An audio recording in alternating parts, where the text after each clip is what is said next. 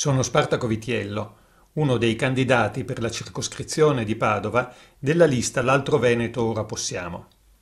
Uno degli aspetti più rilevanti di questa proposta politica, che tuttavia non è stato messo molto in rilievo dai mezzi di comunicazione, è che questa lista non è frutto di accordi di vertice, ma è il risultato di un percorso partecipativo che da dicembre ad ora ha coinvolto persone impegnate nel sociale e sulle tematiche ambientali, vari comitati ambientalisti e due partiti di sinistra, Rifondazione e i Comunisti Italiani.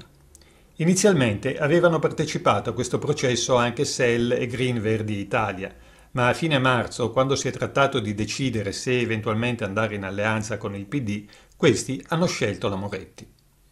Non voglio dilungarmi su questo. Chi crede che sia possibile condizionare da sinistra il partito del Jobs Act, della legge elettorale e della buona scuola è libero di farlo. A noi pare che l'esperienza abbia abbondantemente dimostrato il contrario. Per questo abbiamo scelto di candidare Laura Di Lucia Coletti, un'insegnante veneziana che ha saputo sostenere molto bene i nostri punti di vista e il nostro programma.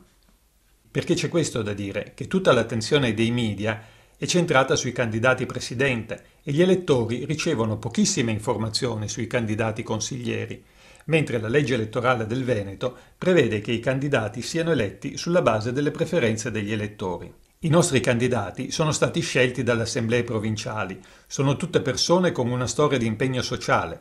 Le nostre biografie le trovi sul sito altroveneto.it alla voce candidati del menù.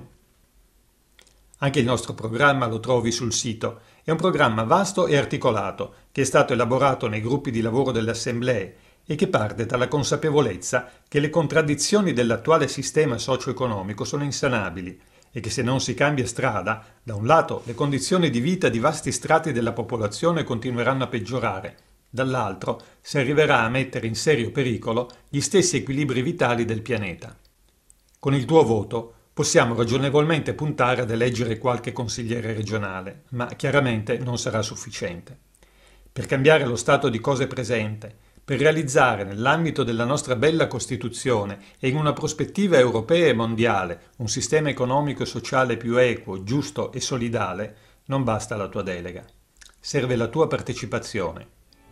Per questo, anche dopo le elezioni, continua a seguirci. Per ora il riferimento è il sito altroveneto.it.